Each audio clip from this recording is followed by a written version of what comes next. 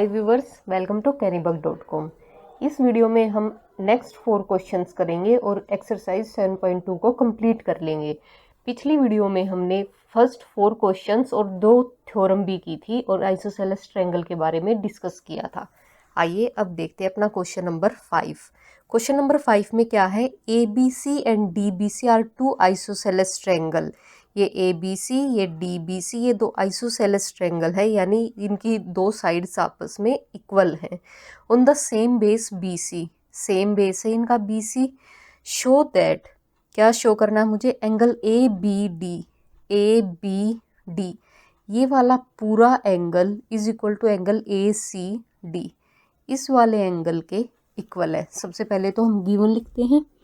Given क्या है, हमें गिवन है कि AB इक्वल है AC के, क्योंकि आइसोसेलेस ट्रायंगल है, और BD इक्वल है CD के। ठीक है, अब देखो इन ट्रायंगल ABC ट्रायंगल में AB इक्वल टू AC है, गिवन है हमें। ठीक है, अगर ये 2 साइड आपस में इक्वल हैं तो इनके ऑपोजिट एंगल्स है वो भी इक्वल होंगे, यानी एंगल B इक्वल होगा एंगल C के। AB के ऑपोजिट है C और AC के ऑपोजिट है B, तो एंगल B एंगल C के इक्वल होगा, क्योंकि हमने अभी थ्योरम की थी उसमें बता रखा था कि angles opposite to equal sides are equal. ठीक है, इसको मैं फर्स्ट मार्क कर देती हूँ, ये मेरी फर्स्ट इक्वेशन हो गई। ठीक है, अब नीचे वाला ट्रायंगल ले लो, इन ट्रायंगल BCD में क्या गिवन है हमें, BD इक्वल टू CD है, BD इक्वल टू CD है, ये हमें गिवन है। तो इनके ओपोजिट जो एंगल हैं वो भी आपस में इक्वल होंगे। BD के ओपोजिट ये एंगल है और CD के ओपोजिट ये एंगल है, यानी angle DBC is equal to angle DCB। Same theorem ये वाली। ठीक है, ये मेरी सेकंड इक्वेशन है। अब मैं फर्स्ट और सेकंड को ऐड कर रही हूँ। ठीक है, add equation first and second. क्यों ऐड कर रही हूँ, क्योंकि मुझे पूरा ये एंगल इस पूरे एंगल के इक्वल दिखाना है। मेरा ये वाला एंगल इसके इक्वल आ गया, ये वाला एंगल इसके इक्वल आ गया, तो अगर मैं दोनों को ऐड कर दूंगी तो इनका सम भी तो इक्वल होगा, है ना। यानी एंगल ABC, इस एंगल B और एंगल C की जगह मैं क्या लिख रही हूँ, angle ABC is equal to angle ACB।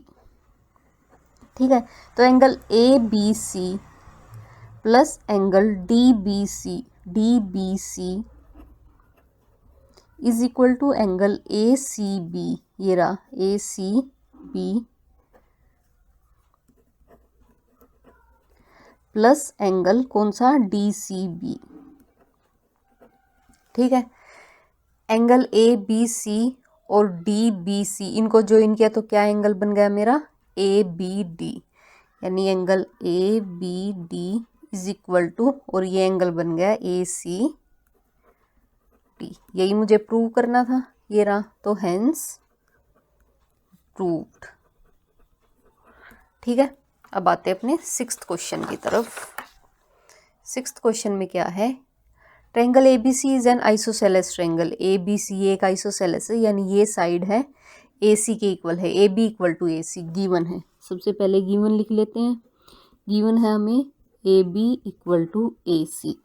Side BA is produce to D, BA is produce to D such that AD equal to AB, AD equal to AB, यानी AB किसके equal है, AD के भी equal है। अब देखो AB AC के equal है, AB AD के भी इक्वल है, तो ये दोनों भी आपस में इक्वल हुए, यानी कि AC इक्वल टू AD हो गया। मुझे क्या शो करना है, angle BCD is a right angle, angle BCD यानी ये वाला एंगल है, ये 90 डिग्री का है। ठीक है, कैसे प्रूव करेंगे, देखो सबसे पहले हमें दे रखा है AB equal to AC, AB equal to AC, ये साइड है, ये इसके इक्वल है, तो इनके जो कोरस्पॉन्डिंग एंगल्स हैं वो भी आपस में इक्वल होंगे।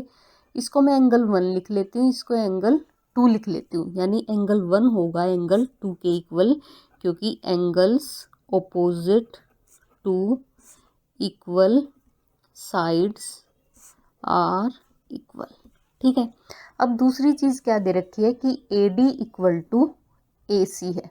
ठीक है, यहाँ से हमारा निकल के आया था कि ए सी इक्वल टू ए डी। अब देखो ए डी के ओपोजिट कौन सा एंगल है, इसको मैं एंगल 3 लिख लेती हूँ, इसको एंगल 4 लिख लेती हूँ। ठीक है, होप ये विजिबल होगा आपको। ये एंगल 3 है, ये एंगल 4 है। ए सी के ओपोजिट एंगल 4 है और ए डी के ओपोजिट एंगल 3 है, यानी एंगल 3 इक्वल होगा एंगल 4 के। रीज़न सेम है क्योंकि ये दोनों इक्वल साइड से इनके ओपोजिट एंगल्स भी इक्वल होंगे। ठीक है, अब देखो ये पूरा भी एक ट्रायंगल है, यानी इन ट्रायंगल बी सी डी इन सभी का सम कितना होगा, 180 डिग्री होगा, sum of angle of triangle, यानी angle 1 plus angle 2 plus angle 3 plus angle 4 equal to 180 degree, sum of angles of a triangle. ठीक है, आ गया इतना।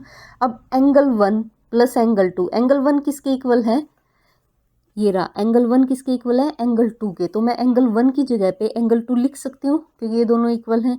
एंगल 2 को एज इट इज़ रहने दो, एंगल 3 को भी as it is. Angle 4, angle 3 किसके इक्वल है, एंगल 4 के। तो मैं इस एंगल 4 की जगह पे एंगल 3 लिख सकती हूँ, तो ये मैंने लिख दिया एंगल 3 इक्वल टू 180 डिग्री। ये कितना बन गया, 2 एंगल 2, और ये बन गया 2 एंगल 3 इक्वल टू 180 डिग्री। दोनों में क्या कॉमन है, इस पूरी इक्वेशन को मैं अब 2 से डिवाइड कर देती हूँ। ठीक है, कर दिया मैंने डिवाइड, 2 से 2, 2 से 2, और ये आ गया 90, यानी यहाँ पे क्या बचा, angle 2 plus angle 3 equal to 90 degree. Angle 2 कहाँ पे है, ये, और एंगल 3 ये, यानी इन दोनों को ऐड करूँ तो क्या एंगल बन जाएगा, एंगल बी सी डी, यानी angle B C D equal to 90 degree. यही मुझे प्रूव करना था कि बी सी डी एक राइट एंगल है, और ये मेरा हो गया हेंस प्रूव्ड। ठीक है, अब आते हैं अपने 7th क्वेश्चन की तरफ। 7th क्वेश्चन में क्या दे रखा है, A B C is a right angle triangle in which angle A equal to 90 degree, A B equal to A C, find angle B and angle C. सबसे पहले तो हम एक डायग्राम ड्रॉ करेंगे। ये मैंने एक डायग्राम ड्रॉ कर लिया। ये क्या है, ए, ये बी, और ये है C. A B C is right angle triangle in which angle A equal to 90 degree. ये 90 डिग्री गिवन है। A B equal to A C, A B equal to A C, ये साइड इसके equal है। सबसे पहले यहाँ पे given लिख लो, क्या है given, angle A equal to 90 degree और A B equal to A C.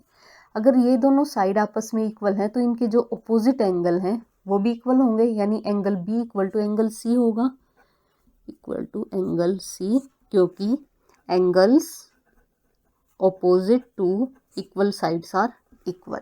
ठीक है, अब देखो ये पूरा ए बी सी एक ट्रायंगल है, यानी इन ट्रायंगल ए बी सी इन तीनों का सम कितना होगा, 180 डिग्री।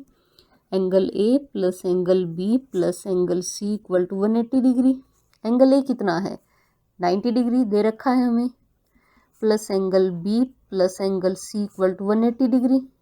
90 साइड पॉजिटिव है, इस साइड आएगा तो नेगेटिव, यानी angle B plus angle C equal to 180 में से 90 गए तो 90। अब एंगल बी और एंगल सी आपस में इक्वल है, तो मैं एंगल सी की जगह पे एंगल बी लिख लूँ, 90 डिग्री आ गया। ये हो गया 2 times angle B equal to 90 degree, और ये एंगल बी इक्वल टू 90, ये मल्टीप्लाई में इधर आएगा तो डिवाइड में, ये हो गया 45 डिग्री। और एंगल सी भी एंगल बी के इक्वल है, तो एंगल सी बी कितना आ गया, 45 डिग्री। मुझे यही निकालना था, बी और सी ये आ गए मेरे 45। अब आते हैं अपने लास्ट क्वेश्चन की तरफ। इसमें क्या दे रखा है, show that the angles of an equilateral triangle are 60 degree each. एक ट्रायंगल दे रखा है मुझे जो कि एक इक्विलेटरल ट्रायंगल है। इक्विलेटरल ट्रायंगल क्या होता है, जिसकी तीनों साइड्स आपस में इक्वल होती है। ठीक है, यानी A B equal to B C equal to A C. क्या गिवन है मुझे? गिवन है ए बी सी एक इक्विलेटरल ट्रायंगल है, यानी A B equal to B C equal to A C. ठीक है, सबसे पहले ले लो ए बी को और ए सी को। ठीक है, A B equal to A C, ये दोनों साइड इक्वल हैं तो इनके जो अपोजिट एंगल्स हैं वो भी इक्वल होंगे, यानी angle B equal to angle C. Angles opposite to equal sides are equal। ठीक है, एंगल बी एंगल सी के इक्वल आ गया, इसको मैं फर्स्ट मार्क कर देती हूँ। अब मैं ले रही हूँ B C equal to A C, B C equal to A C. B C और ए सी ये भी आपस में इक्वल है, तो बी सी के अपोजिट कौन सा एंगल है? Angle A. और ए सी के अपोजिट कौन सा एंगल है? Angle B. यानी एंगल ए बी इक्वल हुआ एंगल बी के, रीजन सेम है, ये मेरी सेकंड इक्वेशन है।